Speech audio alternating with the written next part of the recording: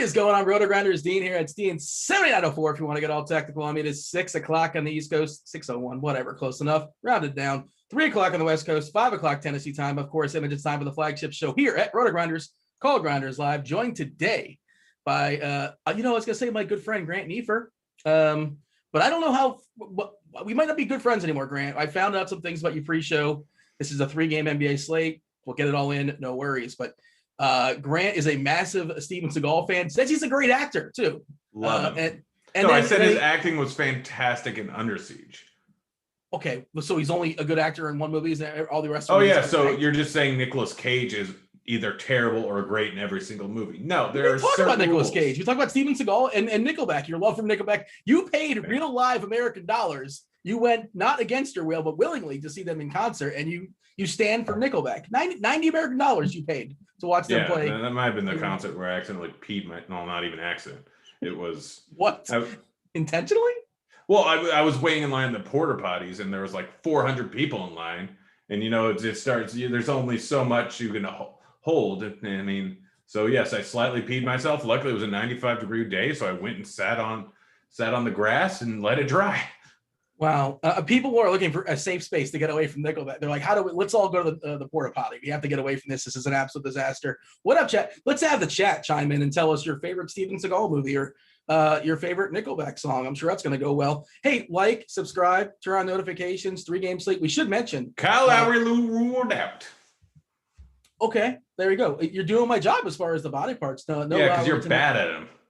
You're bad at body parts. How can I be bad at just telling people who's in and who's out, who's questionable? That's just because it's not doesn't grab the attention. Well, but it's just information. Information is valuable, especially. I mean, you could say the information. I don't know. It's Mickey Mouse. Kyle Lowry is ruled out. Wait, no, I think I did Elmo. I didn't realize you had such range and versatility. Yeah, Lowry's got a thumb, so he can't play basketball tonight. We should mention Crunch Time is free tonight. You guys, if you guys watch us on YouTube, it's going to be free on there. Of course, it's you guys are premium members. Y'all know what goes down on that show. Candy Means, he basically kind of is for cash games, especially. He basically flies the plane for you, and all you got to do is, if you're paying attention, you just got to you got to be this guy, Grant. I don't know what is this guy called? Does he have a job title? Are you watching me? The wavy hands guy. Wacky inflating, arm flailing, inflatable two-man. I'm not sure. That's going to be a meme now, I'm sure. Stay tuned for Crunch Time after us with Kevin Roth. And, of course, if any other breaking news goes down, he'll tell you to adjust the stuff. And, stay tuned. And you'll hit the like button, too. Hey, if you want Crunch Time, it's coming either way. There's really no con job there. But we do appreciate it. It helps with the algorithm, I'm told, on the old YouTube. Have you already liked it today? Have I? Yeah. No, I haven't done that. I don't think I've done that. Gosh. Did you do it?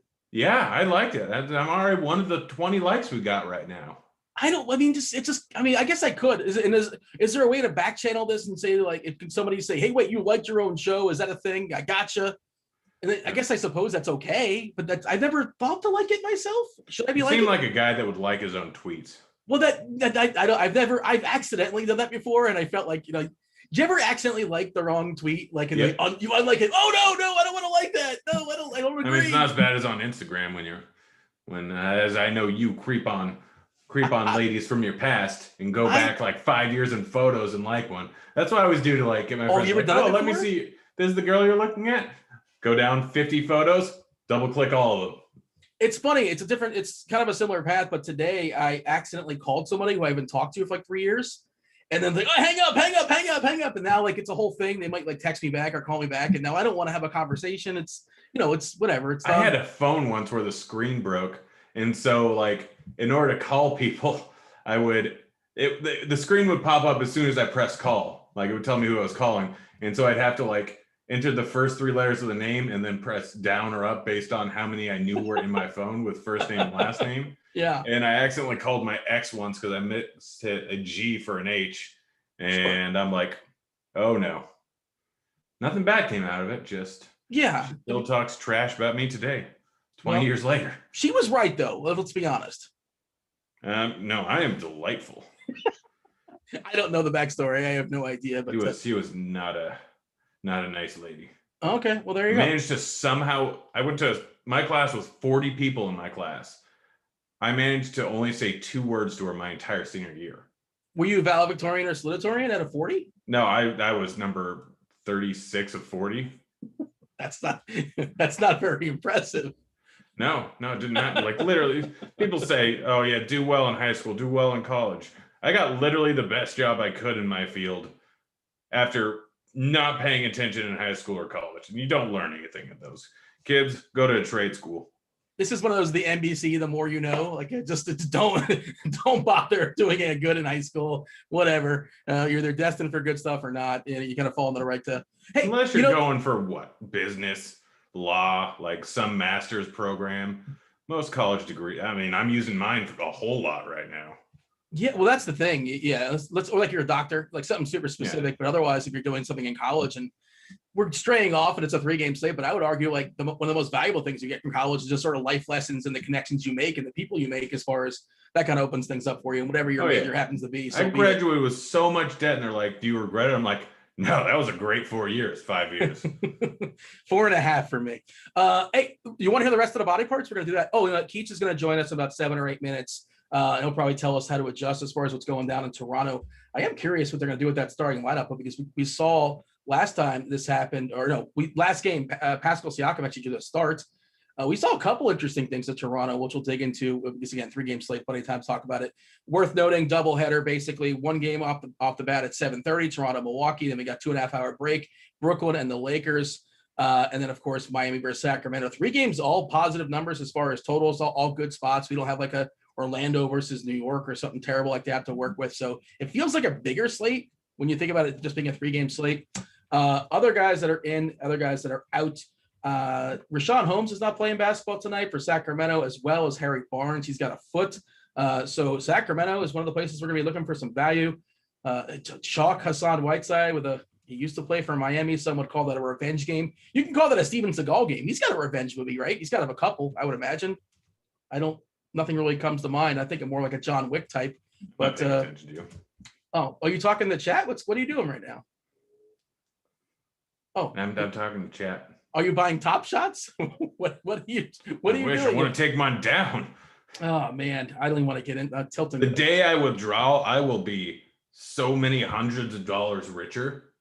I'm told it's a super easy system. It's very, very easy to withdraw on Top Shots. I hold that good authority in that. Yeah, so Lowry is out. If you guys are just joining us now, Goran Dragic, doubtful, I would say. I'm not sure if he's officially been ruled out, but I do not expect him to play basketball tonight. Drew Holiday, of course, is still out for the COVID protocols. We know KD, no Kevin Durant. Kyrie Irving is back from his back. I think it was rest, whatever. He's expected to play tonight. And we still have Anthony Davis unavailable to play. So LeBron without Davis. And is that my list? Watanabe, I think, is still questionable, and I don't know how much that really matters. TLC did have a knee, and he was questionable, but Timothy Luwawu-Cabarrot is expected to play tonight. He is probable. Watanabe is available. There you go. Yeah, all right. And I don't know that it might seem like nothing, but with Lowry out, he's a guy that could eat some minutes. And, I'm curious to see what that starting lineup could be, because, Grant, this is a slate 3-gamer that has a lot of studs on it. LeBron, Harden, Irving, Giannis Antetokounmpo. We talk about if you want to count Bam or Jimmy on Miami as studs, kind of next tier. And then, of course, the Toronto guys, FEV is going to get a ton of usage, as well as Pascal Siakam. We need some cheapies to sort of make this work, and we'll talk about Sacramento soon enough. But Toronto, in theory, some minutes have opened up with the absence of Lowry. We may see Siakam draw the start. We may see, he's going to draw the start, but play the 5. We may see Baines just play the 5 and everybody just kind of fall down one. I think that's a possibility as well, too. I think it's possible Terrence Davis draws the start. Terrence Davis played in the first half last game. We didn't see him in the second half last game. He was replaced by in the rotation by Matt Thomas. But I don't know how deep we have to get. This is probably more of a DK thing, too, where you want those 3K guys that just sort of kind of EQ and get you to 16, 17, 18 fantasy points, kind of make everything else work. But is that the way you're seeing the slate? And we'll talk about the cheapies soon enough. And again, it would help if we get the starting lineup for Toronto. But it feels like one of like Bembry or Watanabe or Thomas or Davis could be useful. I just don't know which one it's going to be. Yeah, pretty much. I mean, throw a dart and like this slate. Don't really know. Like the cheaper guys are just kind of tough to figure out. I mean, even though some of the mid-tier guys are kind of all coin flips and The top tier guys are all kind of coin flips. There's slight leans all ways. You're looking at ownership. It's kind of all pretty darn similar.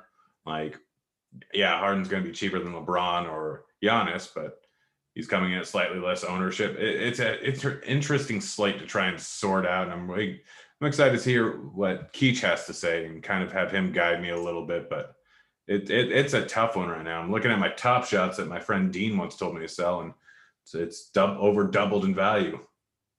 Well, that Dean's a real jerk. You know who would have told you not to sell? Steven Seagal. Yeah. He would have guided you in the right direction for sure. And then he would have knocked me out with his martial arts. Can he still martial arts? Can he still do that? You don't lose that. You just, I mean, it's kind of like saying, like, Shaq, can he still ball? Yeah. Can he? I mean, yeah. Yes, he can. I really wonder, like, what Shaq would be like if he was like 18 today. Like, would Shaq be hitting threes? Yeah, that would be amazing. Like, I would assume. I don't think so. I think he would be interesting in today's game. I still think he would be dominant, but would be like a good version of Andre Drummond.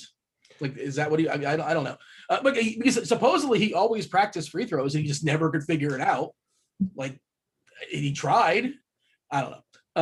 We care about daily fantasy basketball, which means we care about today and today only, Grant. Why are we talking about Shaq? Today? I don't believe he might be in the studio on TNT. You don't get any fantasy points for that, obviously. I'm running some optimal stuff right now using our RG lineup HQ. And hey, we talk about crunch time. If you guys want crunch time every single day, you want access to our lineup HQ, or our projections, our ownership projections, articles, the core plays, all the good stuff. You get yourself $10 off the first month if you want just basketball, a la carte, just one sport. OG's sport. On a man's limit. What is it though? Like, didn't he play like 27 I guess last it's 30. game? He played, I think, 26 the other night. So yeah, I mean, he's not going to play 40, but like, what is an OG Anunoby minutes limit? And also, like, in theory, he's their best defensive player. They're probably going to throw him on Giannis. So I would imagine he's going to play 28 to 30, 32. Yeah, but do I really want to pay $6K for him on this slate? Like, I was thinking about that. If he was going to get a full complement of minutes, definitely interesting at $6K. But now I think I'd rather go with a guy like Schroeder, a guy like Halliburton, a guy like Joe Harris, where I'm getting a little bit more upside. Yes, OG can go run pretty hot and do a whole lot, especially if we want the main guys out. But I'm just like, I was looking at he was going to be one of my favorite plays in this minutes limit. Just kind of like, I wanted him to play 36 plus minutes. I wasn't really thinking about OG, to be honest. I think he's like perfectly fine. And if you kind of sort of land on him, I guess, but I'm just pulling up our dollar for dollar. Here, let's check out this before we begin SBK, and we'll dig into more afterwards as well too, obviously. But so the cheapies that kind of sort of make this work, and let's go to TK first. Hassan Whiteside. And now I ran 129 optimals based upon our RG stuff and our projections and everything. And I maxed it at 70%. I want nobody more than 70%. And I'm getting 70% Hassan Whiteside. And, if there's a player that's not comforting to get a max up that's super, super chalky on a small slate, a guy with the variance of Hassan Whiteside, I mean, look, he's that guy.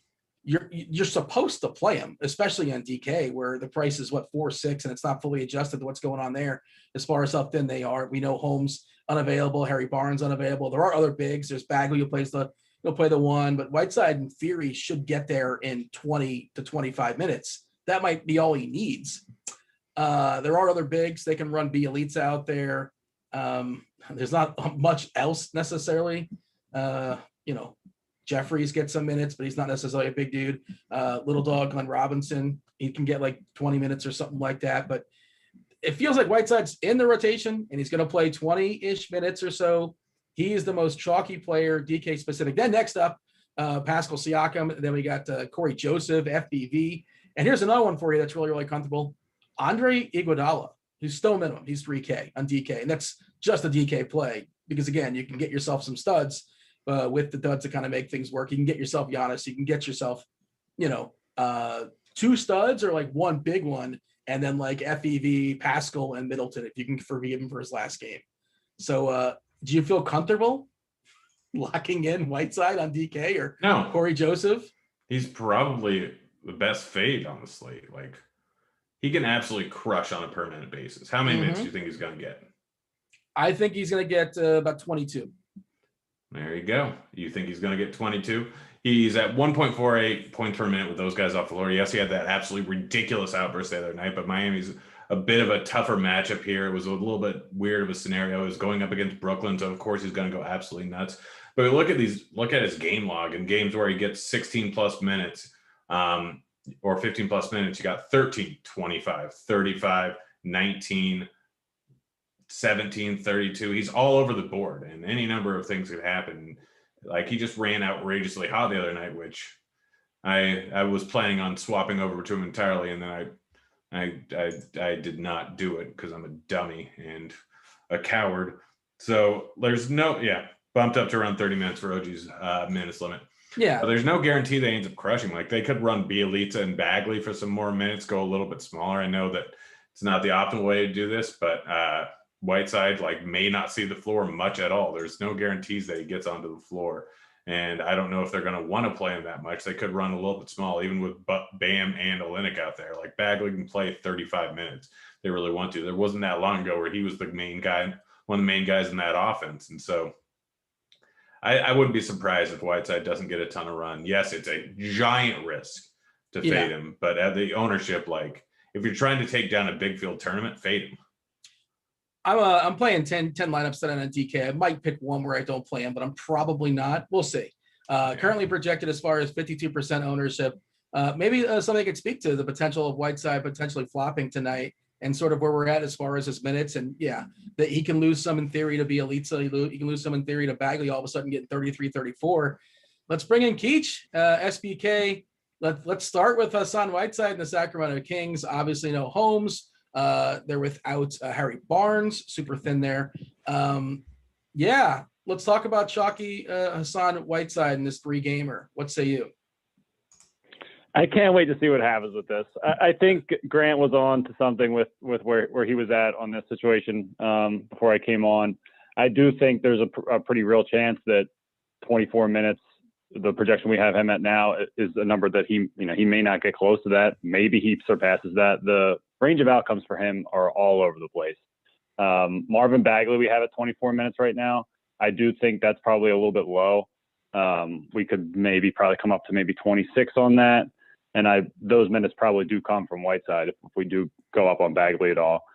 And then, Glenn Robinson's a guy who, especially against a Miami team that doesn't, when they start big with Adebayo and Olynyk, they often don't finish that way. So he's a guy who could end up seeing more run. Daquan Jeffries is a body there who will probably play more than we expect. I don't think they'll probably run Bielitsa all that much, but he is kind of an option on a 3-game slate, 3.8K, especially, on the Whiteside fade, I guess, in a way. He would potentially be a beneficiary of Whiteside not playing much. So, I can't wait to see what happens with it. But projections wise, he's going to pop. If he's projected anywhere for over 20 minutes, probably going to be tough to imagine him not squeaking his way into the optimals. So Lowry is out for Toronto. Yuta Watanabe is available, and he was actually in the rotation before he got hurt. And I'm looking at our stuff, and I guess we just haven't updated it, or maybe you guys don't think he plays. Maybe somebody's working on it right now. And I know it sounds like a ridiculous question, but it's a 3-game slate, and we're looking for some cheap guys. Lowry, a lot of minutes to go around. Bembry gets a bump, I presume. Davis gets a bump. Maybe Baines gets a bump. Maybe Thomas gets a bump. Is there anybody that sort of rises for you? I'm looking at our minutes right now, and there's nobody to really get excited about, but in theory, one of them will rise. But did you have a good read on this, or just is it throwing darts? No, I think if anybody tells you they have a good read on the Toronto bench, they're lying. They do something different at the back end of that bench pretty much every game. There are some times when it kind of can stay consistent, but they really mix and match depending on the situation, the flow of the game, the matchup. So it's very tough to predict what they're going to do on the back end. So I don't think it's any guarantee, especially after missing a handful of games, that Watanabe's back in the rotation. I don't think we can bet on that. DeAndre Bembry has actually been a pretty good defender for them. And maybe he ends up kind of, stealing some of that Watanabe time. But on the Toronto side, it's pretty much Fred, Siakam, Norman Powell, and then it gets Chris Boucher, and then it gets iffy pretty quickly. We do have Anunoby at 34 minutes. It did just come out that he's going to be held to about 30 minutes, so that'll come back down, and those minutes will probably slide to a combination of Bembry, Terrence Davis, Matt Thomas, but nothing that'll have much of an impact. We did see something interesting last game where Baines and Boucher played together, I think, for 9 or 10 minutes, which I don't know if we've seen all season long. I don't know if that's going to continue. It is the same matchup. It's the same game against Milwaukee once again.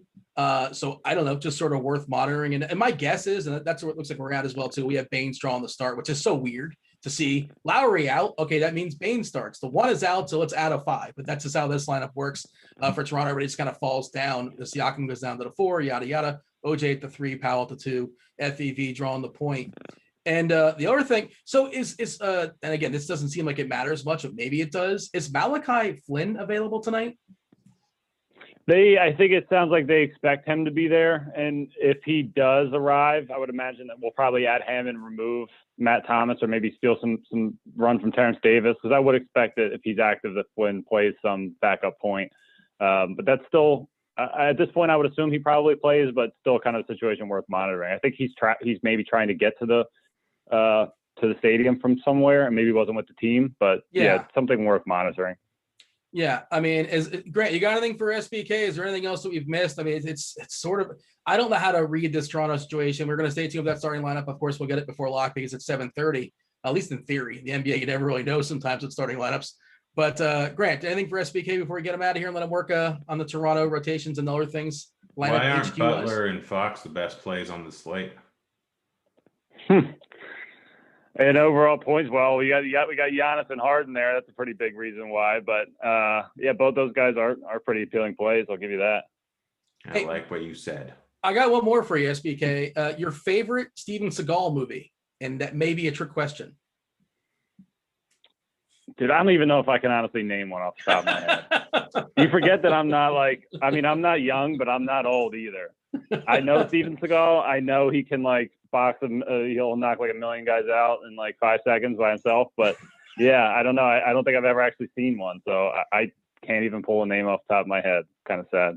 I'm not old. I feel seen. SBK. All right, get out of here. Appreciate your time. We'll talk to you tomorrow night. Yeah, there you go, Grant. How about that? One more for not a big fan. And Devin, when we bring Devin on the show, he's going to be asking questions. You guys are asking in chat, obviously. I see they're also being compiled there or listed there in chat. I didn't. By the way, Dean, yes. Exit wounds was what I was thinking of, not Cradle to the Grave. You got Cradle to the Grave and Exit Wounds confused. They both got DMX in it. Yeah, but one has Tom Arnold and one has Steven Seagal, right? I mean, same basic person, Tom Arnold and Steven Seagal. Ask some questions in chat. Devin's going to be joining the show in about 10 minutes or so. Tell us what site and tournament, cash, whatever you guys are working on. Makes it so much easier.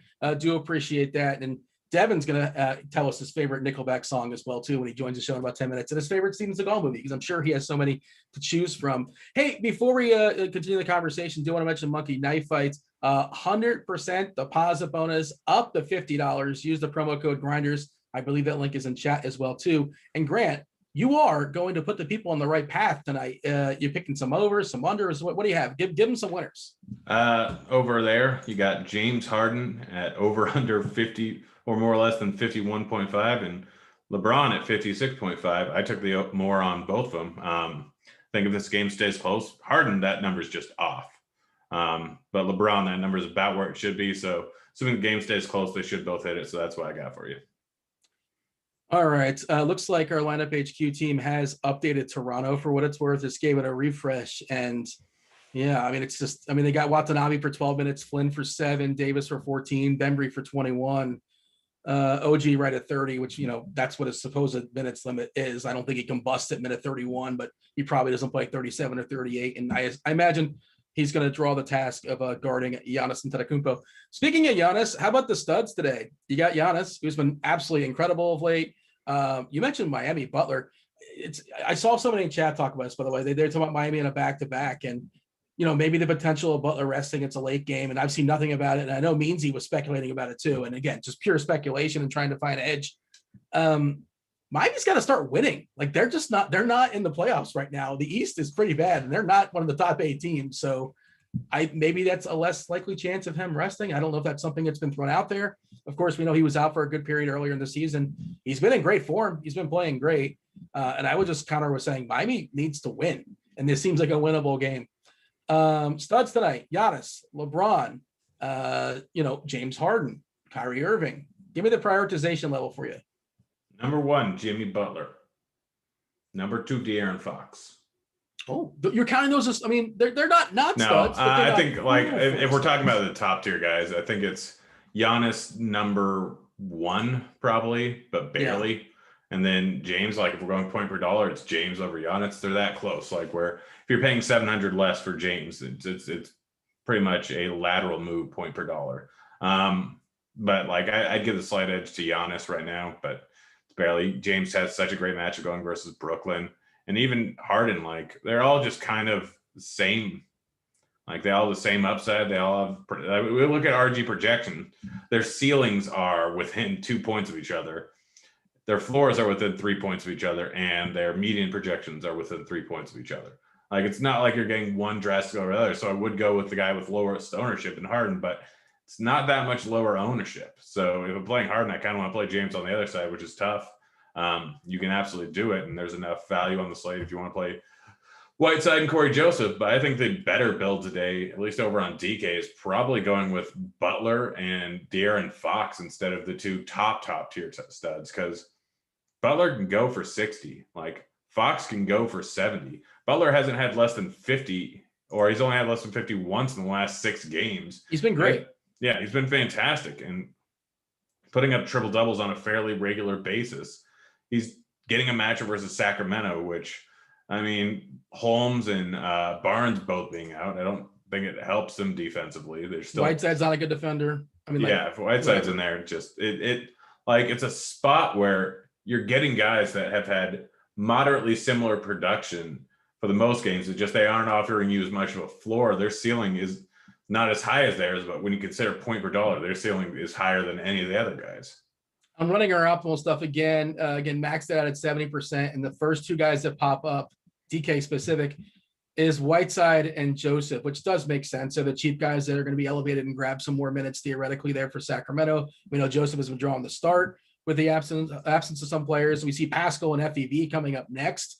Again, that condensed rotation there for Toronto with the absence of Lowry.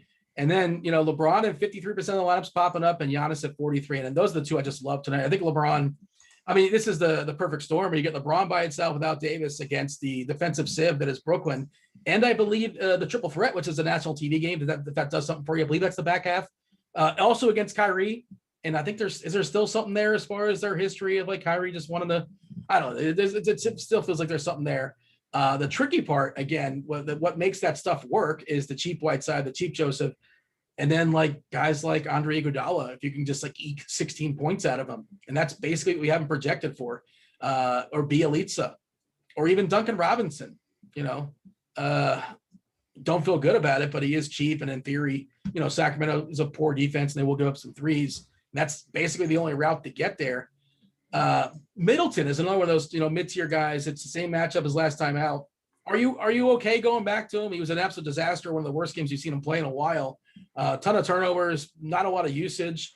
I was watching other games, so I didn't watch that game, and I don't know if like they were condensing on him and basically like trying to take him out of the, the game plan there defensively. I'm okay with Middleton. But I know it's different positions, but I feel like FEV is a better play, Freddie VanVleet, than Middleton. If I can only pick one. Thoughts as far as Middleton and like how much are you prioritizing Freddie VanVleet? I mean, yeah, the nice thing, like have we gotten an update on ownership for VanVleet? Obviously, without Lowry in there, he's going to get a little bit of a bump here. I just update again. We still have him at way less ownership than VanVleet, or way more. Middleton's way more owned than VanVleet. I'm going to kind of see where we get on that ownership projection there, and if a little bit of it regresses towards VanVleet. But if VanVleet is, like, I'd play Middleton if he was at a low price tag. He's not been good over the last 3 games. Like, he's not paying off that price tag. You feel like he should, but I'll play Middleton if I'm not playing Giannis in the lineup, but I would rather play VanVleet or rather just fade that game entirely, hope it turns into a complete and total blowout. But it's Middleton, he's just been so bad that I feel like his ownership is not going to be 43% with the other guys that are on the slate, with Pascal being around the same price range and with a lot of people trying to get up to Giannis and LeBron. I just don't think that people the game log watchers are going to be like, yeah, I need to play Middleton tonight. Yeah, I mean, I think he's fine. I don't think I need him, but if he's my last man in, I'm perfectly fine. I'm not totally afraid. 236 total. Toronto versus Milwaukee. Milwaukee is 7-point favorite. Lakers 3-point favorites here against Brooklyn. 230 is the total, and Sacramento versus Miami is 226 as far as the total. And Sacramento is a 1-point favorite. Do you have a favorite game stack? Is there a game, like, as a general thought, like you think is more likely to blow out than the other two? What's your read as far as like a tournament lineup construction? Is there an angle you're going to take for GPPs? Yeah, I'm going to stack up Butler and Fox a lot. Well, are you running secondary pieces in that game? Do you like Bam? Secondary pieces, obviously, Hero has been on a little bit of a tear recently. We got Bagley, we got Whiteside, if you want to go with that. Yeah, Corey Joseph as a cheap piece. There's tons of guys in the Miami-Sacramento game. Kelly Olynyk, Little Dog Glenn Robinson. I think Bielitsa's playable, but like not a comfortable roster, obviously. I mean, there's not a single comfortable roster outside of Fox over on the Kings. Like we said, the probable outcomes of Whiteside are all over the board. Like Bagley may only end up getting 25 minutes. That's what we currently have him projected at. He could end up getting 35 minutes.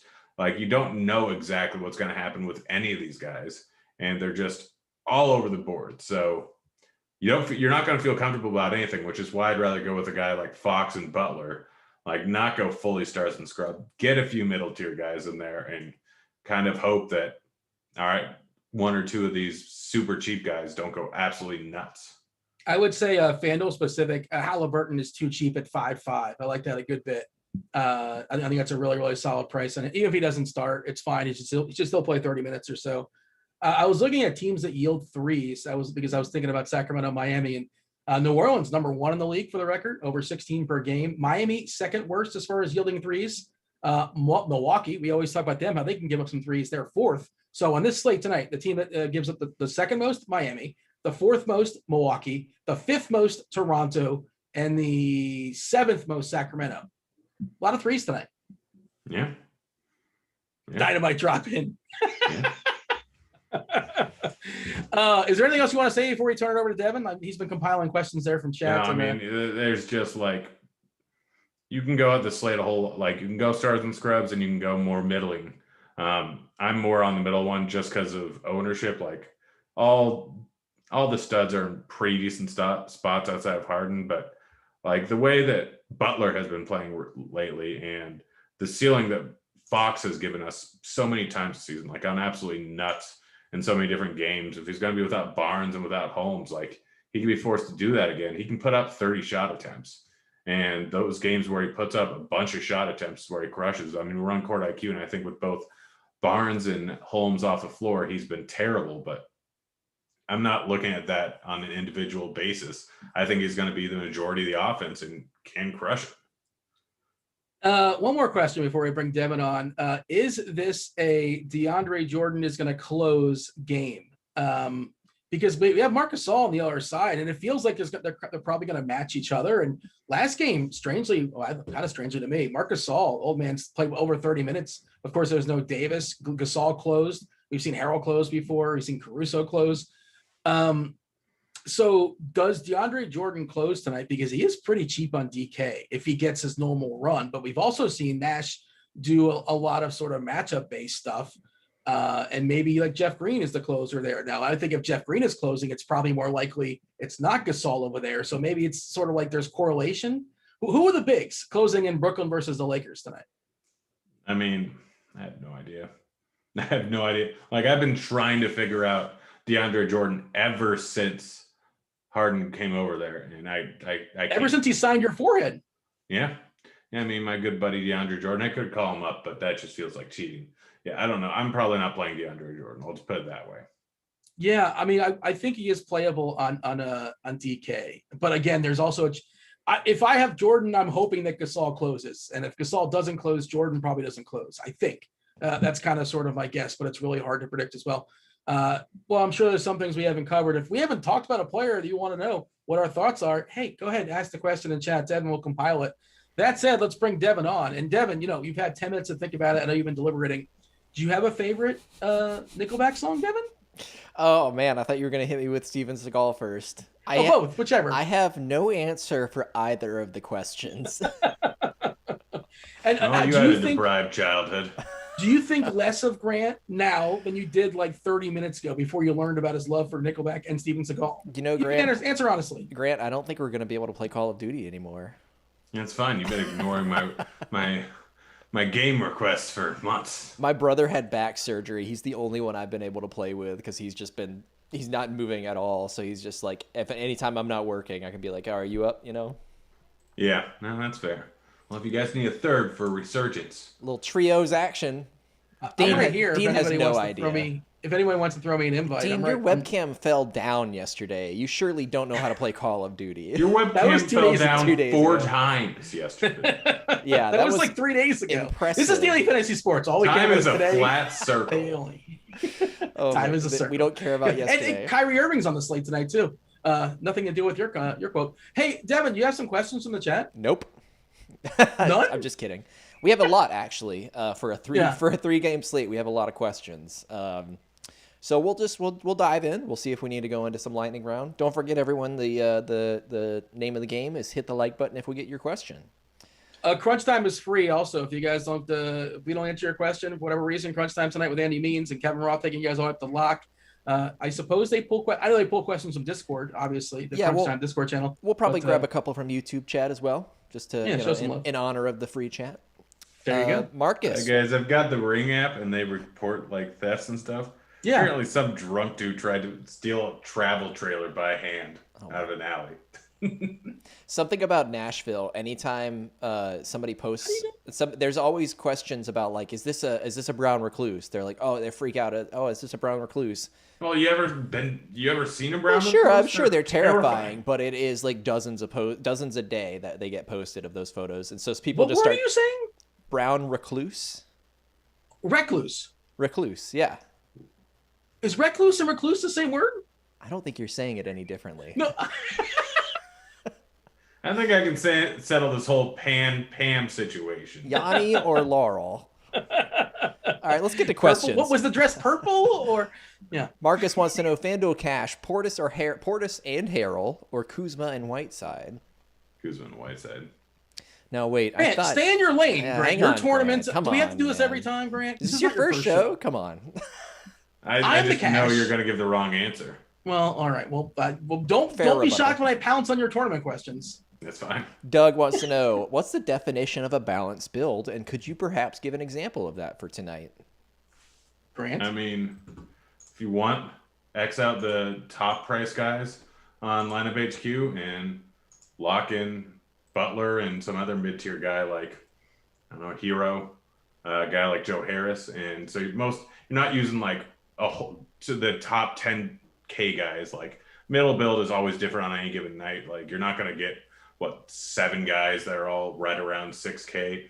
It's more like people are closer to the average salary than 2 giant deviations away. So like 4 3K guys and 2 10K guys and an 8K guy. Balance build is more like an 8K guy, another 8K guy, a 7K guy, a 4K guy, a 5K guy.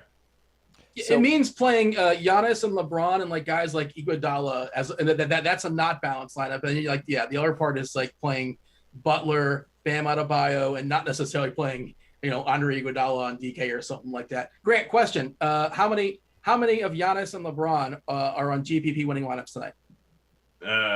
1. Which one? 50-50. That's not helpful. That's like saying, I'm going to flip this coin. Is it going to be heads or tail? You have to tell me. Tell us, Grant. Friendo. Come on. There's probably a higher chance of Giannis, considering the runbacks are a little bit more enticing on the Raptors game. So I'm going to say Giannis is a more likely one. And JWC was asking, along with that balanced build question, with all these studs, is it any way possible to build a GPP lineup with Butler at 8.8K as your highest player and some mid-range level studs? Sounds like you touched on that one, Grant. Yeah, absolutely. I'm trying to. I'm gonna run some lineup HQ stuff here and see what pops out. Like if LeBron and Giannis both get 57 points, it's possible for that. Yeah, it's definitely possible. Of course, Jimmy's got to do stuff. Guys like Bam's got to do something. FEV's got to put a 50 or so. But yeah, it's possible. Eric wants to know, what nursing home did Dean steal that chair from? Oh man, I know a guy. He's an old guy. Craigslist. He's an old guy. Clint wants to know, what's Grant's favorite Starbucks drink? Do you have one? I just drink straight up drip coffee. Is it straight black coffee? Really? Yeah. Nice. I never would have guessed that. I wouldn't have. Yeah, all the nonsense. When I started drinking coffee, I put like a Splenda in and 2 sugars. I'm like, I don't want the diabetes. All right, Grant, we might be able to play Call of Duty again. As he's eating his 50 tacos. That's what's going to put you over the how much sugar's in tacos, Dean? Well, whatever. You know what I'm saying. I mean, I'm not worried about heart disease. I'm worried about the diabetes. I don't think you're worried about sugar content when you go get Taco Bell. John wants to know, DK tournament, LBJ and Fred Van Vliet or Irving and Butler? Well, that's Irving the first Butler. one. Oh, we disagree. It's the first one. Surprise. I thought you said tournaments at the beginning. No, he did. I was just stepping out of my lane. He saw your toe and he wanted to step on it. Yeah. Michael wants to know, and there were a couple of other people asking about this, with Miami on a back-to-back, are there any concerns about resting players? Yes. Yeah. And also, Iguodala's not young. But again, my only counter is that they're losing. They lost again last night. I know the season's longer than it is right now, but right now they're out of the playoffs, and it would be kind of embarrassing to be the Eastern Conference champion and then falling out completely, and the Knicks taking your spot. So, look, there is a chance. There is a chance something goofy happens, and we always talk about backloading rosters. And I will say this: you have another game, in theory. I think it's one's 10 and one's 10:30. I'm not sure which one's which. But in theory, Brooklyn, LA is at 10. Miami and Sacramento is at 10 as well. Yeah, dummy. Well, okay, if Iguodala rests and Max Strus will get some threes. The illustrious Max Strus.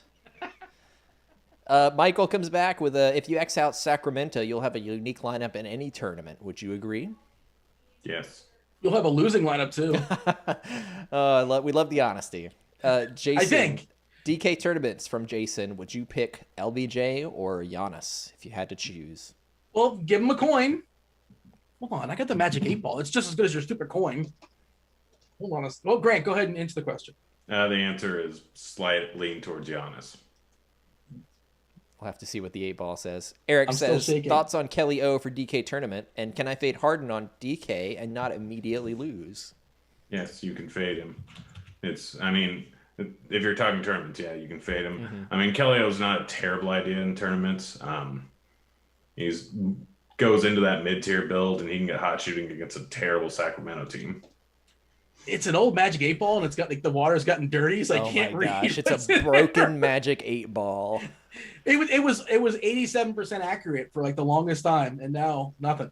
And by the way, I have Harden behind LeBron and behind Giannis as far as spend. So I don't think. What is he currently owned at, Grant Harden? Because I don't think he's on DK 40 or 30% compared to 40 for Giannis and LeBron.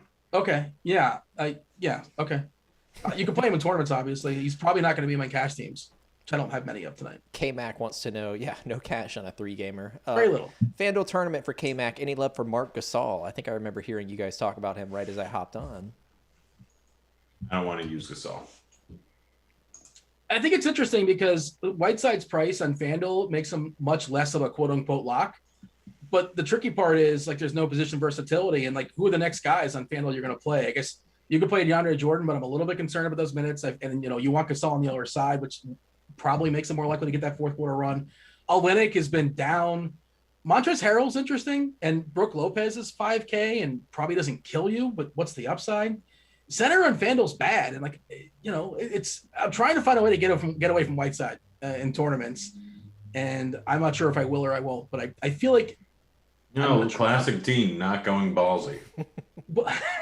Cash game donkey. Well, you're supposed to look at it from you try to consider all options, Grant. You don't just say go all willy nilly and just say YOLO. Is that the way to win DFS? That's exactly how I win. I watch Jeopardy and I see the daily double come up and I say make it a true every time. Yes, there you go. Let's see. Jason wants to know DK tournament. Oh, we already got that one. Cheaper to keeper. FanDuel cash. Are you playing Whiteside? I think you're supposed to. I think we landed on that one just now, actually. Morningwood Blues asks Corey Joseph, DK tournament. you say tournament, but he's going to be like 70% owned, right? Yeah, he's definitely in play for tournaments because he makes things work.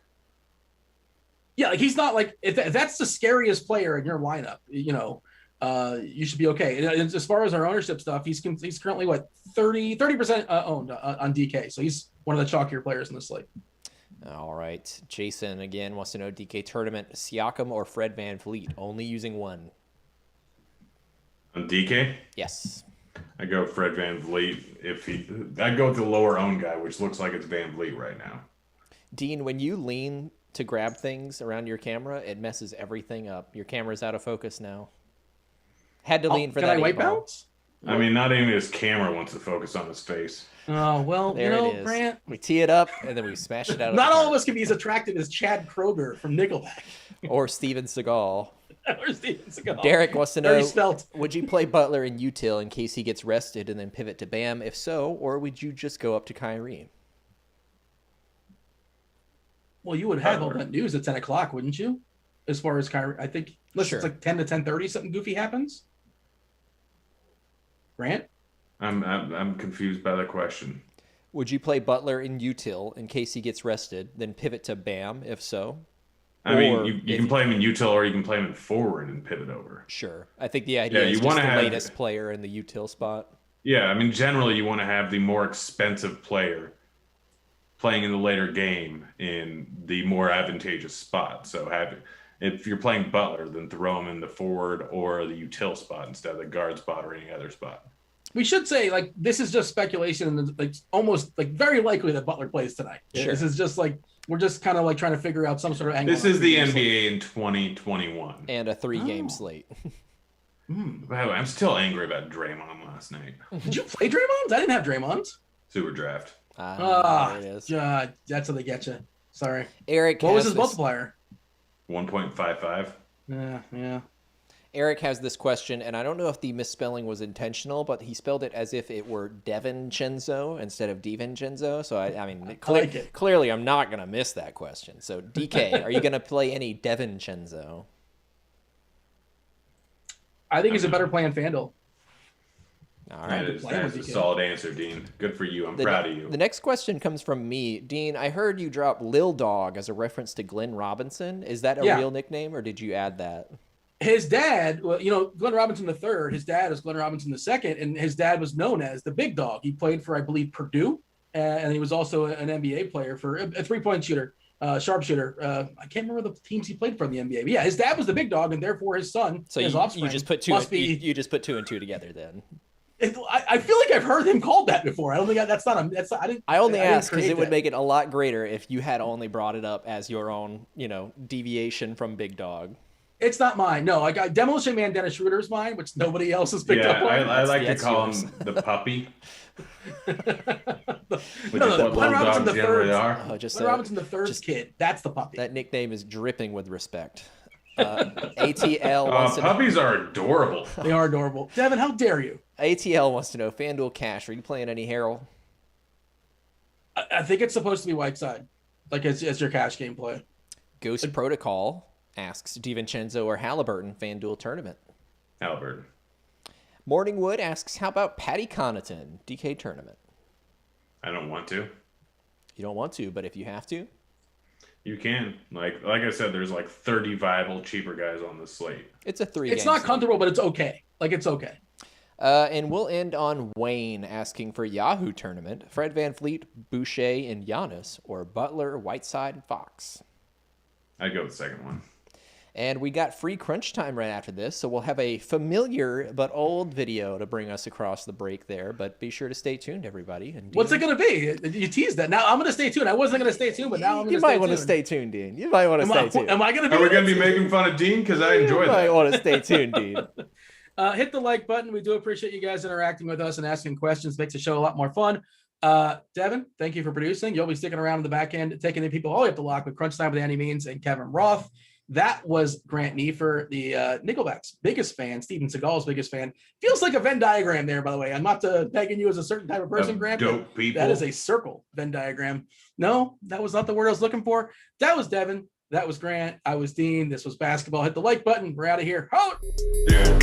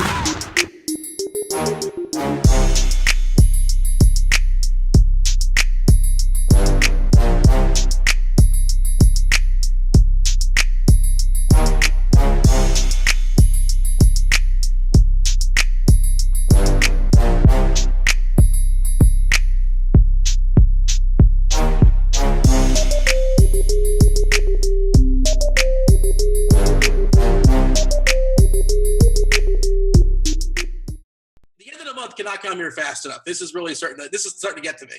I made a wager with somebody that I would, have the No Shave November, and I'm holding on. I'm holding. The end of the month? Oh no, that's bad math. 21st. You've got another 9 days after today's. We're here. I had to come and see the beard. You know that. I got to check in once a week and see how we're doing with that beard. Well, this is the last week to see it. Actually, it'll be gone according to plan on Thursday. End of the month, of course, knocking it out for the No Shave November. And yeah, so get your screenshots now. I just didn't know it was $45 to have somebody shave you. I would not have guessed it was that much money, but sure, it's a one-time deal. Treat yourself.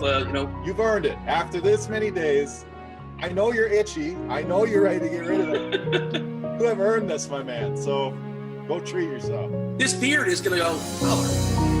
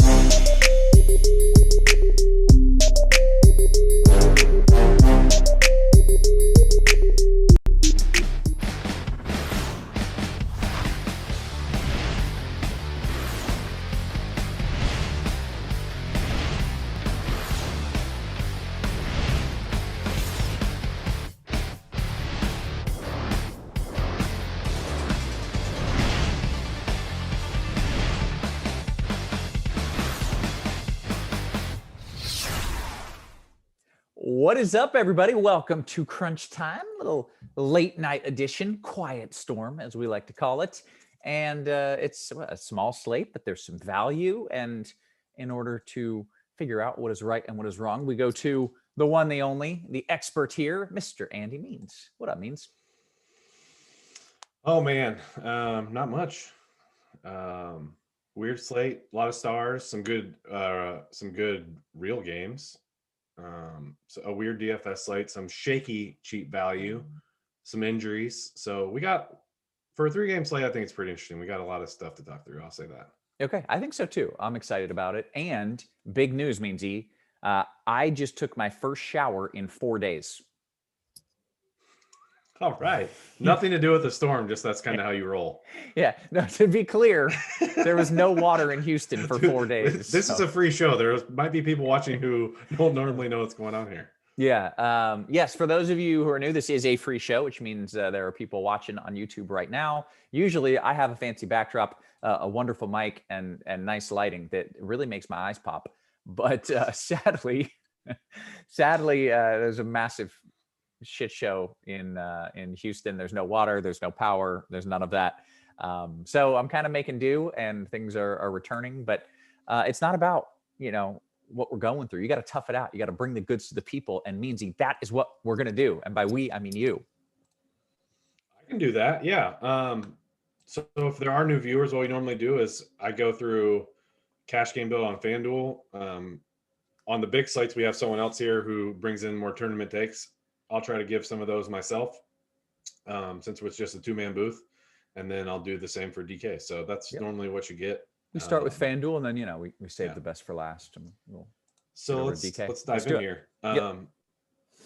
So the news we got just a little bit ago is that Lowry's out, and they're starting small with they're going Van Vliet, Bembry, Powell, OG, and Siakam. One of those dudes was on a minutes limit, right? But it wasn't a terrible minutes limit. OG's like 30, and he's 6'4", so he was at 27 last game. They said 30, maybe 32 if things are going well. So I think we put him right at 30. So yeah, and he's not really priced that great. So maybe a tournament guy, but probably not. All right, so I still have the same 4 guys tagged from this morning when I wrote my core plays article: Joseph, Halliburton, Middleton, Giannis. So I have 2 Kings guys in here because that's also a relevant spot here. They're one of the 2 late games, and Holmes is out and Harrison Barnes is out. So we basically have them projected for 9 guys. I think we're assuming they're going to do Joseph, Buddy Hield, De'Aaron Fox, obviously, Glenn Robinson at the 4, and then starting Bagley. And basically we're putting Whiteside with the all backup minutes of Bagley. So we're doing 24 Bagley, 24 Whiteside. So that's why you're going to see some Kings pop up here, and these guys are really good priced on FanDuel. So that's why I have them. So let's just dive in position by position here. So who you're pairing with Joseph, my favorite build has going one of these cheapies with like Schroeder or none. So obviously we have 2 good options here with Kyrie and De'Aaron Fox. Both are benefiting from teammates being out. But when you come to we'll talk about some other spots where I kind of prefer spending up there, and it just doesn't allow you to spend up here. And just real quick, I want to just point out, jumping really quick to center, you'll see you have to play 6-2 or below. So that's another basically mid-tier at the most. So you're going to be able to save a little money here just by the nature of the slate because it forces you. Gotcha. So I'll just throw in, for sake of discussion, I'm just going to put Whiteside here just so we know kind of what we're working with as I build. So that's why I'm kind of looking here. Like I said, I'm looking at this Schroeder or Kendrick Nunn as the other point guard, and you can go Fox or Kyrie if you prefer. So shooting guard. So I mean, let's just talk about Van Vliet. So the last time Lowry was out for full games, he obviously went out early in this last game. The last time Lowry was out full games, January 22nd, January 24th. Let's pull up game flow tracker.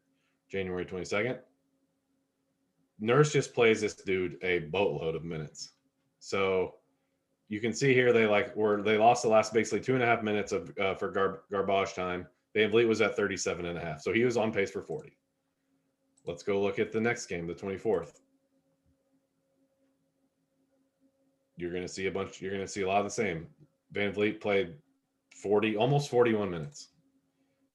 So then you go look at, I forget how many, let's go, actually I can look on the game flow. So like these two teams played 2 days ago. Let's look at what Van Vliet did in that game. Lowry went out basically at the start of the third. Van Vliet plays 20 second half minutes, basically plays almost 39 minutes. So like, he just has to be out there, and Nurse rides his guys. And so we have him projected for 38. We had it at 39 a little, just not too long ago. I think if this game stays anywhere reasonably close, he's playing at least 38 minutes. Right. But that's you have to factor in the chance that they're getting blown out. And sure. And that's why we probably brought him down a minute. But like, I mean, basically like when you put him at 38, you're saying it's as likely that he plays 40 as it is that he plays 36. And I think that's true. Even if it was 39, I think it would be as likely he plays 41 as he is at 37. So long-winded way of saying that's why he projects so well. And obviously he gets rate bumps with Lowry out. So I would prefer to get him as my other shooting guard. If you're not going with him, Harden is probably just a little out of the question on FanDuel at 11K. Tough matchup, but still, like, obviously with the Nets, it just really doesn't matter these days, I don't think. So like, you have to look at these cheapies. You can go Bembry now if you want. So he's starting. We bumped his minutes up to 25. Then, or you can look at like DiVincenzo, Hero. I don't like these other options that much, which is why I would prefer to get to Van Vliet. So small forward. I apologize to everybody for tagging Middleton after, like, I played him last time and he was just god awful, like literally just kicking the ball all over the court. Highest turnover rate of the season. His usage was way down. All the secondary guys besides Giannis, like your Connaughtons, your DiVincenzos, these guys were taking all the shots and not Middleton. Sure, there's some scheme involved in that, but I mean, if Budenholzer is worth his salt, he'll figure out some ways to get Middleton more shots and better shots. So. And the price came down. Like, he came down $200 because he sucked so bad last game. So, and he's been off a little lately, but like, I always buy these situations. Like, he's too good of a player to just assume he's going to get 20 fantasy points going for. So that's why I tagged him. So what you do here is also a little difficult. Powell popped into the equation now at 5'8". I think he's a good option if you're not spending for like LeBron, Butler, Siakam. I really would like to get LeBron if you can, but Powell's probably the next option. You can also get on Duncan Robinson, maybe more of a play on DK. Power forward, definitely Giannis, just like the safest play on the slate for sure. He's just been balling out the last 4 games. I think he's averaging 70 fantasy points in 37.5 minutes in the last 4 games. Just great cash game play, and obviously a good tournament play too, considering he's averaging 70 fantasy points. So this is kind of where it gets tricky, because all things equal, like, or if there was no salary cap, I guess is a better example. Like, of course I'd rather play Bam than anyone else, but it is a salary cap game. There's other options we got to spend up for too. So like, I would prefer to get Bam. And I think I keep saying this. I think there's an outside chance. And before I even say this, this is all me speculating. I'm just grabbing this out of thin air. I think there's a chance Jimmy sits. Like, he played 41 minutes last night. They have not had a back-to-back since he returned from COVID. They're running him out there for a lot of minutes. It would not surprise me if he sat. I'm not planning on it. I just wanted to point it out. Anyways, I would prefer to get Bam if I can. If not, you're probably going to like Bagley, maybe Portis. But it's not pretty. So I'm probably picking between those two dudes. That's why you're probably going to lead to a lot of Bam, just because the other options here are just really bad. So center, I have Whiteside in there. Obviously, Harrell's right there, but he's $200 more. So I know lineup I like. I think that was one of our top lineups, had Olynyk in there. It's fine. Like, the position's just really, really weak. Like, 6K Whiteside is a lot to ask for a guy we're just basically assuming he's going to split the center minutes. So I don't have a clear lean here at all. I'm just mostly like kind of just putting someone in here, figuring out these other spots, and come back like, oh, I do need that $1,500, so let me go down to Olynyk instead of Whiteside. basically the position I'm filling out last. So not many I don't know, hot takes or strong leans for me at center position.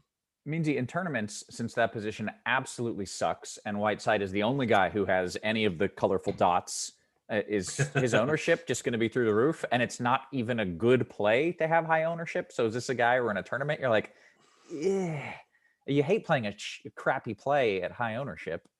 Yeah, I mean, this is for sure going one of two ways with him. And like I will point out, he is the highest owned guy on DK because he's only 4.6. Like FanDuel actually priced him up. He was 4.5 last game and dropped 59 fantasy points. So like when I say it's going one of two ways, it's going one of two ways. Like he's either like not going to be able to stay on the court because of like he's just a really poor defender, and the stuff that Miami runs is just going to expose him, and then Walton's not going to play him that much, or he's going to play well. He's going to stay out there, so he's going to play more minutes, and he's going to score a ton of fantasy points and crush this. So the thing about it on FanDuel is he's not projecting for that high of ownership. He's the highest at center, but he's at 25. Lopez is at 21. Okay. So like, I don't know. Like I don't have a strong take here because let's look at this. Like even the smash percentages on these guys are kind of low too compared to the rest of the other positions. So. Hey, speaking of smash, don't forget to smash that like button and subscribe to Rotogrinders. I was supposed to say that off the top of the show, but I forgot. Like and subscribe. It's a free show. It's the least you could do. And if you love it, you should just sign up for the show and sign up for premium, and then you get to watch us all the time. Okay, I had to get that. Believe it or not, we did not set that up. Yeah, no, I just saw I saw my opening. I had to go for it. All right, sorry. I don't even know what you're talking about. But yeah, to just touch on a couple other tournament stuff, let's just go through and look real quick at the projected ownership on these other positions. So like we have Van Vliet as the highest. I'm not entirely certain that's going to be the case because I'm pretty sure we are higher on him than other places. So that being said, he's still going to, just the nature of the position is going to mean he's going to be probably pretty owned. What I would do in tournaments is, I think we have this. Okay, this is the early game, Toronto, Milwaukee. Giannis is going to be popular, and this is FanDuel only. Middleton's going to be popular.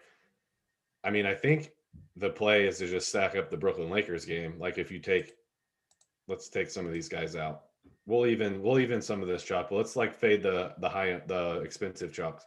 So let's go like a LeBron. So you do a LeBron, you could probably get Kyrie and Harden. Like I don't think this is going to be that popular just because projections like these other guys. Mm-hmm.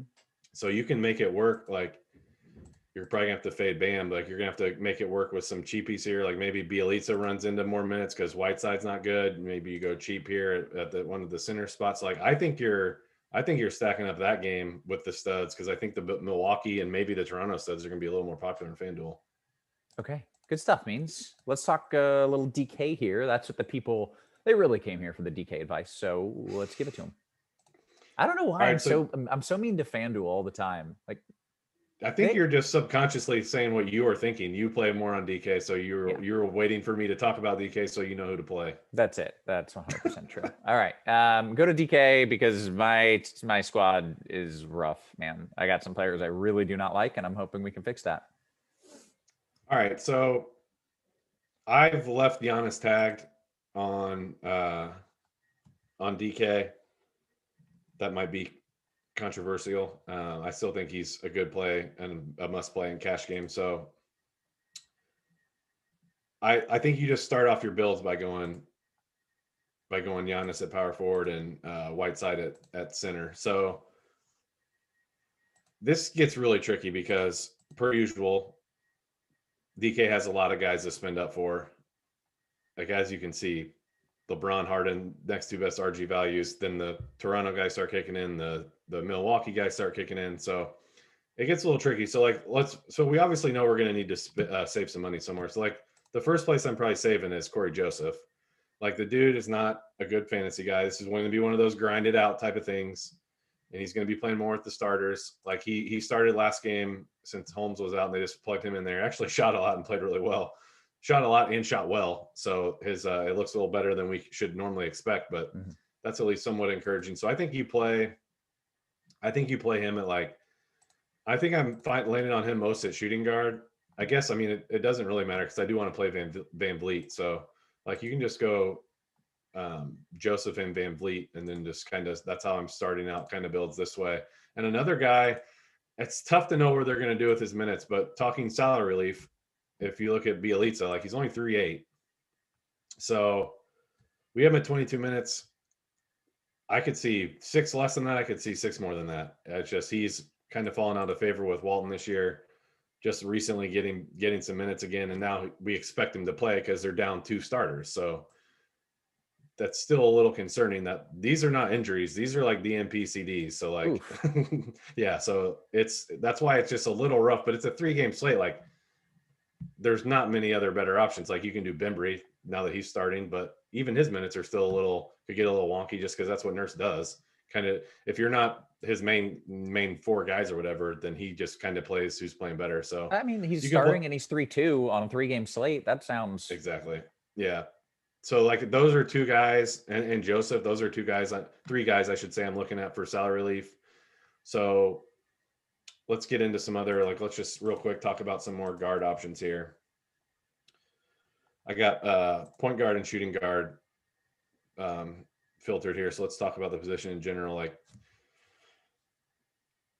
who do I want to spend on other than, like, I think you can get one more spend basically going this way. So like you can get a LeBron, you can get a Middleton, you can get a Siakam. And it kind of feels a small, especially like with LeBron or Middleton, it feels a tough small forward position, although Bembry can fill that in now too. So I honestly don't. How are you getting a LeBron? You can. What do you have left? Put in LeBron real quick. What does that leave you All right. with per player? Yeah. Well, he's talking about 2 guys below 4K. Okay. All right. Okay. All right. Take it back. Fine. Yeah. So, I mean, just to speak on LeBron a little bit, going up against Brooklyn, no AD. That's a Ross specialty. The stud out. Great matchup. Yeah, I'm changing my yeah, I got to do it. You're right. What am I thinking? Yeah. All right. So not really much else to say at the guards. I talked about the cheap guy. Like, you're going to maybe land on some guys here that I'm not going to talk about, like Duncan Robinson, DiVincenzo, Schroeder, I'm sorry, Hero. Maybe like you might land on a weird spot that you got to find someone. And I'm not going to go through those guys because they're just fringe plays, but they're good last pieces. So let's move on. Small forward. You can go Bembry, you can go Middleton, you can go LeBron. That's really the guys I'm looking at here. Connaughton earlier in the day, I was looking at, but now that we can just play Bembry there. So that's kind of what I'm looking at. Yeah, I mentioned Duncan Robinson, I think. But I think he might only be shooting guard. Yeah, he's shooting guard. So let's move to power forward. Again, it's basically, I mean, you can look at our RG value here. It's pretty much a 2-man show as far as like the really good plays. Then you're talking about your Bielitsas.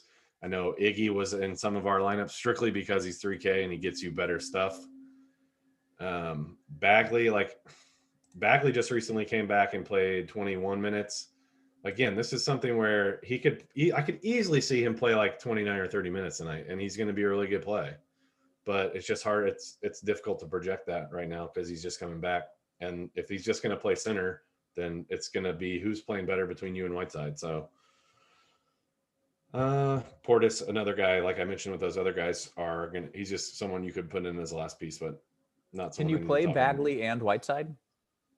You can in cash games. I'm not thrilled about the idea in tournaments, just because one is not many the other, right? Yeah, and there's not many lineups that the Heat would run out where they are going to play a lot together.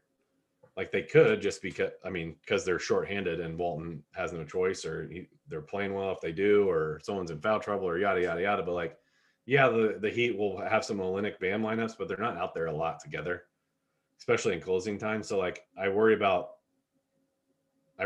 them, like you said, eating into each other. But also, if they're not going to be on the court that much together either, that worries me a little bit. That being said, it's a 3-game slate. They're both cheap. Whiteside also can just get there like with so many blocks too. Yeah. That he could just get you there on peripheral stats, and maybe it doesn't matter. So let's look at, actually that's a good question for like projected ownership though. So like obviously Whiteside's high, 49, then Bagley's 21. So I don't know. I don't know how many people are going to do that. Let's move that on to center. That's a good transition to center, where I think my favorite tournament play on the slate's gonna be Bam on DK, because Whiteside's locks up a center spot and he's 8-2. And like, so you can only, if Whiteside's going to garner all this ownership, that means you can only play Bam in the util spot, and you have all these other good spins. Like, look at all these other good spins, and he's kind of just down here a little bit below, and he's at 24%. Like, and if you believe in the little Jimmy Butler rest equity, you have a little of that too. Like, he could be, this is a really good matchup. The guys he's going up against, Bagley, Whiteside, these guys are piss poor defenders, like awful defenders. Like, all the dribble handoff stuff that the Heat and Bam do, they're just going to get worked on that. So, like, I know you asked me about him earlier, Roth. Like, I love a Bam Duncan Robinson, like, little mini stack in a tournament. Like, if those guys get their 2-game action going and Duncan Robinson can actually hit a freaking shot, like, if Duncan gets you 30 and a bunch of them are assisted by Bam, like, yeah, correlation doesn't matter as much in NBA as the other sports, but no one's going to play those dudes. Like, let me look at Duncan's. Duncan's at 21%, which is, relatively low for a 3-game slate. So I don't know. I like those two guys. Like, the Kings have been just a brutal defensive team all season. They've been better of late, and then they're slipping back down again. So I don't know. Not many people are going to play Heat, so fire them up. Okay. Any other tournament takes you want to get through here? Because if not, we can take 10 minutes to answer questions. Yeah, let me just glance real quick if I see anything popping on, like, projected ownership, if anything sticks out at me.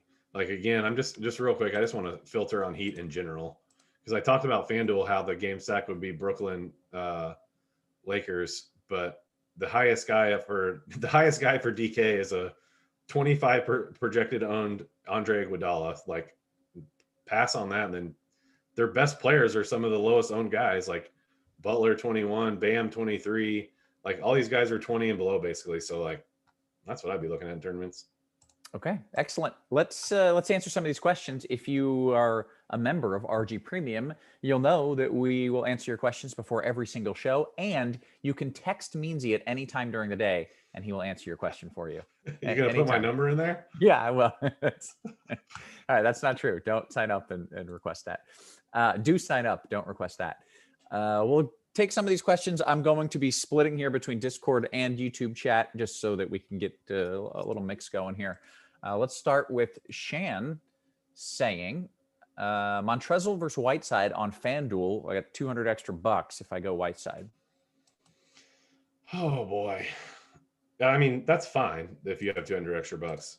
We have them projected really, really close. And I would guess, like, if you're playing cash games, I would just play Whiteside, because I'm pretty certain he's going to be the higher end guy anyway. So maybe, like, whenever I have tiebreaker situations like that, and I just don't know what to do, I'll just take the higher owned guy. So I guess I would go Whiteside there, but that's just another reason to go Trez if it's a tournament question. Yeah. Okay. A bunch of interesting and good questions coming in. I want to start with Ink Magma. He says, FanDuel GPP is $3 and no Raptors stupid? Parentheses, I'm not playing Giannis. So he's doing a GPP on FanDuel, $3 and no Raptors, and no Giannis. Not Giannis. Yeah. I don't think that's stupid, because I'm guessing he has, like, Middleton and maybe the fringe guys. Like, if Giannis has had cold games, he can get in foul trouble. Other guys do stuff, and if it blows out, like, that could work out. So I don't think that's stupid. Yeah. Okay. BHB, DK Cash, LeBron Bags, or Siakam Middleton? Oh man, that's really tough.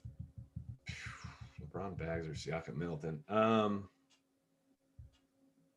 I would probably do the second one. That's tough. That's a terrible call. You're terrible. LeBron. It's LeBron without AD. I don't even know how that's a question. It's LeBron without AD versus Siakam and Middleton. Like, I don't care. I stand corrected. Come on. Obviously listen to Meansy, but come on. You go ahead and tell all the free viewers what happened the last time you tried to override one of my calls. I don't remember. Yeah. Luka, what was it, Luka and Dame or something? I forget what it was. Yeah, it didn't go well. I remember that. It did not go well. So the guy dropped like 90. Dropped damn near a 90 burger. I was like, I think you could fade him. Drop to 90. All right. Freya says DK Cash 2v2. I already have Whiteside at center. So Hero KCP or Robinson Bagley? Yeah, I don't. These are uncomfortable, so I'm going to be wishy-washy on any of these questions that are guys that are just fringy like that. But I would probably do the Bagley one on that one. Okay. I love this question from Arlo. He says, Roth, I'm fading Giannis and DK Cash because I feel the right thing to do is play Siakam and Van Fleet with Lowry out. Meansy, is that nuts? No, that's not nuts. I'm pretty sure our best lineup has that. So I don't think that's nuts. I might have to switch to that because I'm trying to figure out a good way to get a Giannis lineup in, and I'm having trouble getting the other pieces I want. So I'm not opposed to it. I guess I got 6 minutes to figure it out. Okay. All right. We'll go to Griffin, DK Cash and single entry, LeBron and Bagley or Middleton and did we not just do that? We just had that one. Yeah. I mean, it's a different person asking the same question. So Meansy thinks Middleton Siakam. Roth thinks LeBron Bagley. Lock in the LeBron. I just figured out my lineup. I'm ready to go. Tell us what you figured out. I'm not telling you what. Well, you don't have to reveal the whole thing. Don't give away the whole thing. That's illegal. We'll get in trouble. But I mean, I figure I'm playing Giannis. Okay, so that's good. That's the most important part. Yeah. All right. Let's see. Let's go to Josh Barton in the YouTube chat, coming with a 3v3. He's taking advantage of the free show with a 3v3 question. DK single entry, Powell, Bagley, Robinson, or Joseph, Siakam, Robinson. That would make this a 2v2. Powell, Bagley, or Joseph, Siakam. Joseph, Siakam, Powell. I would do Joseph Siakam. Kenny says, what are you looking for in cash games? You're looking to score more points than your opponent, I believe. That's a tough question to answer. I'm just looking to beat half the field. So you want to if he means like strategery, you're really just looking for, when it comes down to it, the only thing you're looking for is value. What is the most value you can get out of the salary you're allotted? And so you're basically looking for mispriced guys, the most mispriced guys, and then going from there. Positional restrictions matter a little bit. There are some floor discussions where like we have to put a meeting on some guy, but it could be like really wide, like Whiteside and Bagley tonight, many examples of that. But basically, value is what you're looking for. Okay, good answer. Chili says, FanDuel tournament, you want KCP or Bembry? Let's look at that. Was FanDuel? Yep. FanDuel GPP, KCP v Bembry. I always struggle. Oh, okay, that's right. Bembry is shooting guard over there. So we got Bembry at 18% and KCP. I would go KCP on that one. I think if he can just hit a bunch of threes and pay off more than Bembry would, so I'll go. And he's slightly lower on, so give me KCP. Okay. Steve Josephson says, hey, Roth, I had the same question with the LeBron Bagley. I went LeBron Bags. You are on the right side of this argument, Steve. Good job. Michael says, is Portis in play? In all caps, he yelled it at you. For tournaments, for sure. And as a last piece in some cash game builds on both sides. Okay.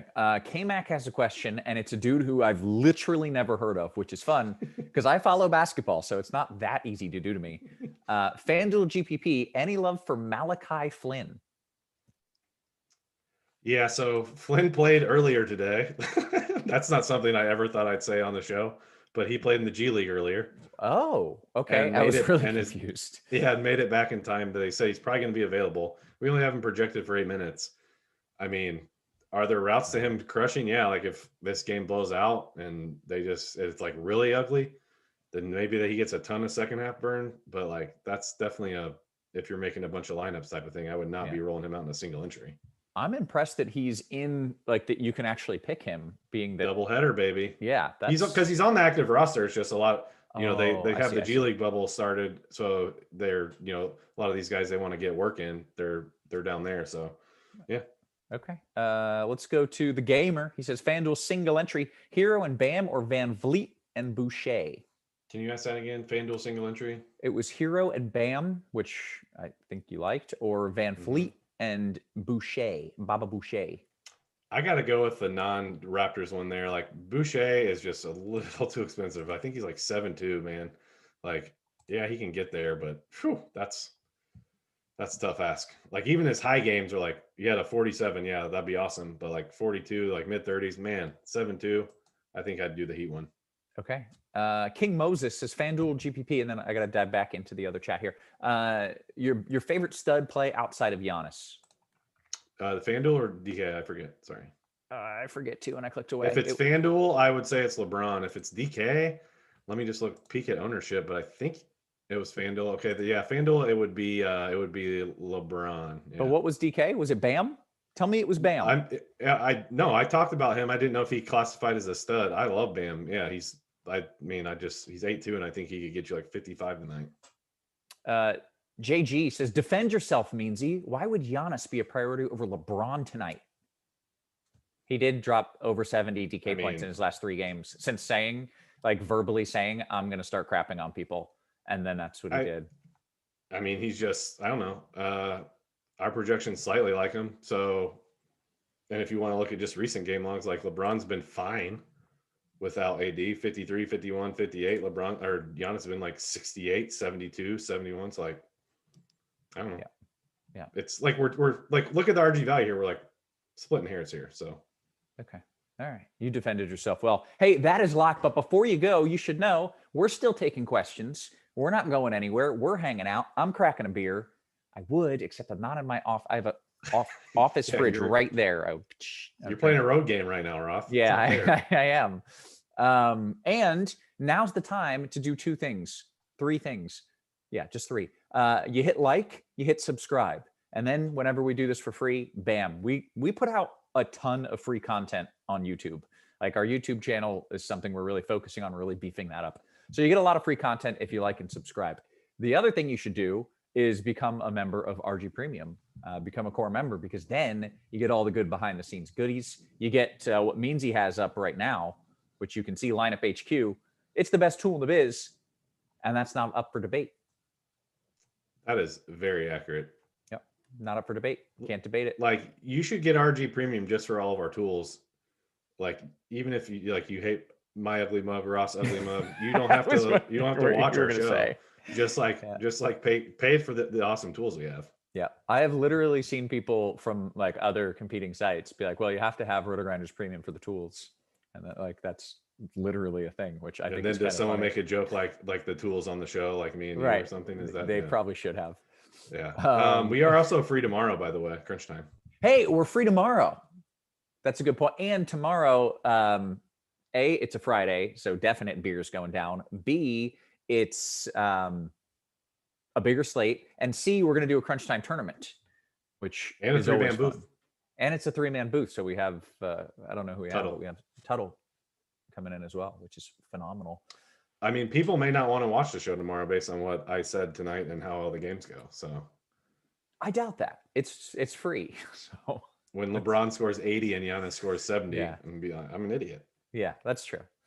All right, let's take some of these questions here. Current Win says, hey, DK and GPP tourneys, are we overlooking Halliburton? Plus 5.8% usage with Barnes, Holmes, and Metu off. He's priced up a little bit, so that's why he's not projecting well. But if he's not projecting as good as other people, that's why his ownership is down. So great call, whoever said it. Let's look at let's pull him up. He is at 12%. Got a ceiling. We have him at a ceiling at 43 and a half, basically. So yeah, I mean, he's had some big games. He's got some high, a 45 in here. And these are mostly with a healthy roster. So I agree with that. Like, especially like there's only so much we can do to predict what's going to happen when so-and-so's off and so-and-so's on, or so-and-so's hurt, or so-and-so's resting. Like we have tools that can predict that, but like, especially in new situations, like who knows sometimes. Like I don't even know. I don't think Barnes has missed a game this year. Holmes has missed a couple. Halliburton's a rookie. So like, they're still just kind of going to feel this out a little bit. Halliburton could play awesome tonight, and he's going to be 12% owned. So I like that call, whoever said that. Good question. We got a Am I Stupid question. We got 2 in a row. from Jansen's and JC Youth, both of them asking, am I stupid? YouTube, this is our preferred nomenclature on questions about this is what I did. Am I stupid to end up on OG Ananobi in a FanDuel GPP? Yeah, we talked about that a little bit. So, I mean, you brought him up right at the start of the FanDuel discussion because he's the guy on the minutes limit. So we have him at 30. I mean, best case scenario, Nurse is just blowing smoke and the game's tight and he plays OG, just blows past his minutes restriction, which we have absolutely seen coaches do. Yeah. So that does happen.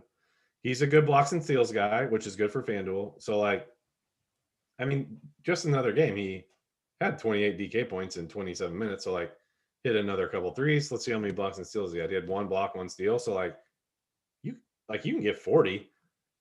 I don't think 40 is out of the question. And then the position isn't that great. This is one of the better ones. I take that back. So, like, you need him to just beat, like, if he can just compete for the dollar on some of these guys, and then the places you're allowed to spend up just go bonkers. That's how you win. So I mean, I wouldn't have done it strictly because there's just good options here and the minutes limit. So it's going to be a rough path to doing that, but it's not out of the question. Okay. You are not stupid. Let's see if JC Youth is stupid. He says, am I stupid? I played the Conator in a DK GPP. Let's see. He might have been popular earlier, but let's see I forget what his ownership. He's at 16.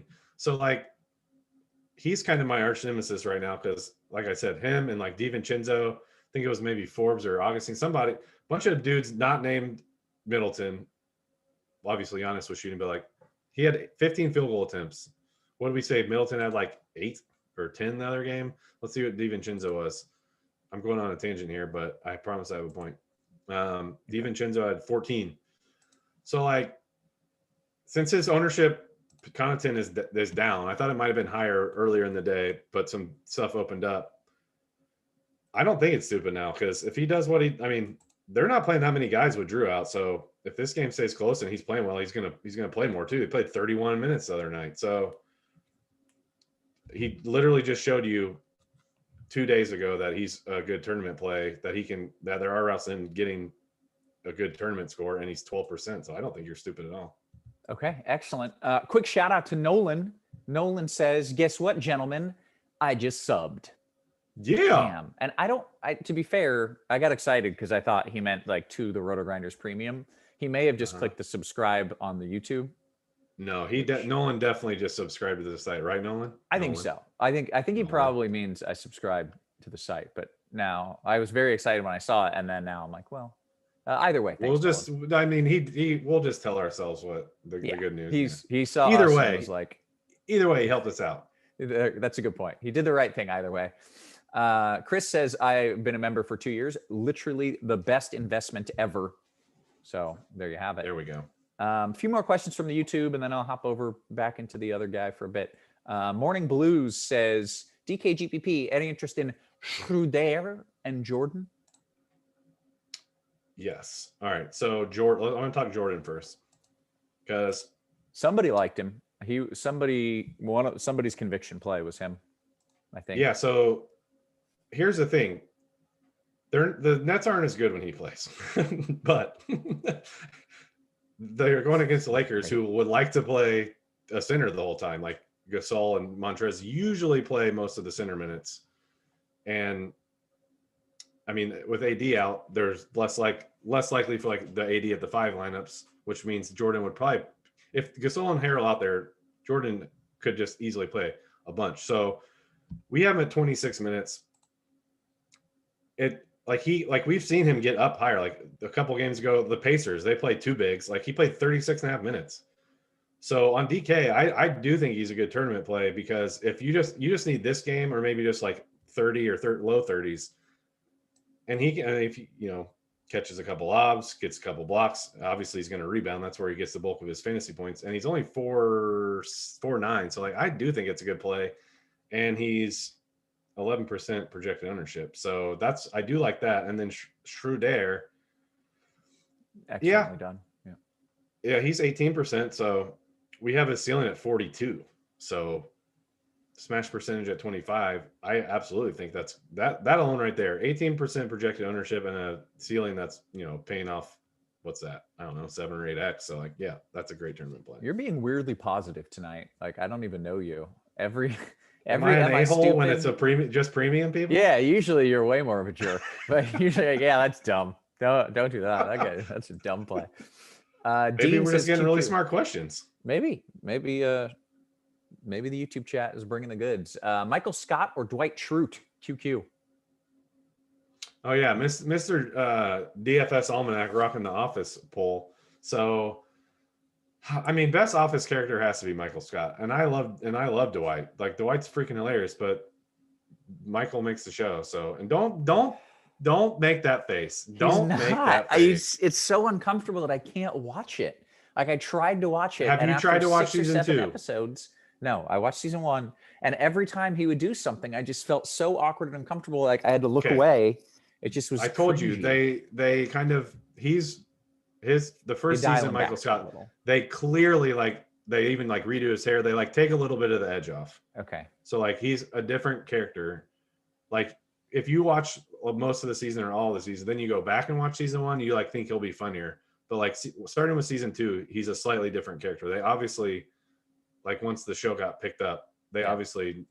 We should make this guy slightly more likable. Yeah. Yes, exactly. Okay. Jimmy P says, terrible take. I'm getting skewered. It's my worst take ever, which is after I told people to bench a guy to drop 90 fantasy points the other night. That's, all right. Let's see. We'll take a few more questions here. Jumping back into the old Discord, and I'll pop back into the YouTube one more time. But Metalhead says, DK Cash, Bam and Hero, or LeBron and Joseph? That's a good one. That's a fun one. Bam and Hero, and what was Joseph, and who was the other one? LeBron. I would do the second one because Ross said to play LeBron. Okay, that's the right answer and the right reasoning. Current Wins says, if Bags comes off the bench, that means we think Sacramento goes Fox, Kojo, Heald, Robinson, Whiteside, or Bagley, parentheses.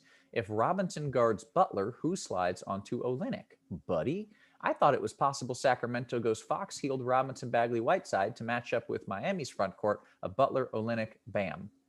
Okay, that was a lot to take in. So let me say what I think is going to happen. Okay, I said, we're projecting to go Fox, Joseph, Heald, Robinson, and Bagley. I don't think they're going to start Whiteside over Bagley unless Luke Walton really loves narratives. They could also just go Bagley and Whiteside because Olynyk is a good offensive player, but he's not bruising anybody in the post or just out rebounding everybody. Robinson can guard him. Bagley can guard him. It really just comes down to what Walton wants to do. So I don't think Whiteside would start over Bagley. I just don't see that happening. It could because, like I said, maybe it's a narrative, but I don't know. I think it's going to be either a front court of Robinson and Bagley or Bagley and Whiteside. I don't think it's going to be Bagley coming off the bench personally. Okay. Hey, Beer Man says, DK Cash, last piece, Bags, Olynyk, or Jordan? Love that question. That's a good question. In order, I would probably go Bagley, Jordan, Olynyk. And the first two are a little higher than Olynyk. All right. Brandon Bitcoin says, please help out. But he didn't ask a question. He just said, please help out. All right. That's open-ended. I'm happy to help. If you have a question, if there's a way we can help you, let us know. We'll do our best. Morning Blues says, oh, thank you. You're welcome. Michael says, Halliburton or Heald on FanDuel. There you go. Cash games, Halliburton. I forget what Heald's price is. I'm pretty sure he's in the 6s. Heald is 6'5". Again, kind of like I said about Halliburton, forever asked about him on the DK question. There's a lot of unknowns here because it's kind of the first time they've dealt with this. But Buddy is so shooting dependent, and as long as Fox is out there, he's not going to be distributing much. So he has to get you there strictly on just getting way hot from deep, and just you basically hear he has a 50-pointer, and it was on 7 of 12 from 3. Luck box into 4 stocks. I don't know, man. That's going to be a tough get against the Heat too. So I think you just eat the Halliburton chalk. Yeah, for sure in cash, but if even tournaments. Yeah, you talked up why Halliburton could end up being a great play. Yeah. Let's see. I like this comment from Scott Walker. He says, subscribe to RG. You'll get a $10.99 every year. Been a sub since 2016. That's right. RG. This should be our slogan. RG. We're bad for your taxes. Let's see. Oh, that guy's name wasn't Bitcoin. I'm just in my own, You're playing a road game, my Ross. crypto. It's all right. Yeah. All right. I'm too heavy into my cryptos on my Robinhood app. His name was Blockton. It wasn't even close to Bitcoin. That's a real last name. Not even close. All right. K-Mac, we'll take like 3 or 4 more questions and we'll get out of here. K-Mac says, love or hate coups? I'm sorry if you mentioned this already. FanDuel single entry. You don't get to put a middle ground. Means you either love it or you hate it. That was the way the question was worded. Hate it. Yes, there you go. There's the negative means we love. Mike says, FanDuel tournament, rank them, coups, bags, green. I can't rank coups number 1. Yeah. Coups, bags, green. Yeah. I would go. I'd go bags, coups, green. All right. This is the final question, I do believe. MHD says, Roth. Oh, that's not a question. Your job is to watch season 2 and report back tomorrow. Thank you. I've been trying, guys. It's not going to happen. See, I made a mistake. Like it's my fault. It's my fault. I forgot how just okay season 1 is. I thought Roth, once he saw the pickup basketball episode in the warehouse, he would be hooked, and he wasn't, because Michael Scott was apparently too rough around the edges, and so he stopped after the basketball episode, and he didn't like it. And I should have told him to watch through season 2. I will fault. give it a shot. I swear it's gonna. I don't know when it's gonna happen, but it's gonna happen.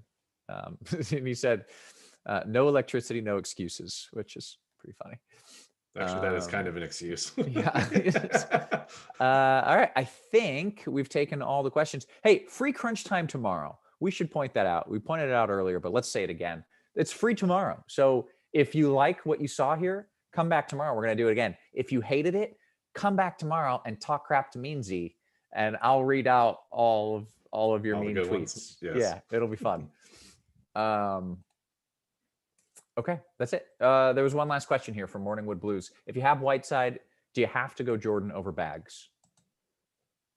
And I'll treat that as a tournament question. You don't have to. Like we talked through it a little bit earlier. I think it would be the smart choice, though. Yes. Okay. Guys, don't forget to like and subscribe. Means, why don't you say goodbye to the people? Oh boy, forgot about that. I forgot about those duties on two-man booths. I do appreciate everyone who joined us, regular subscribers and new people checking us out. So hopefully we'll see everybody tomorrow either way. And yeah, it was fun, man. I hope you get back home tomorrow. I think I'm going to be back home tomorrow. I like my chances here. Guys, I just want to let you know that we really do appreciate you. We love you, and we will catch you tomorrow for a free show. You have been crunched.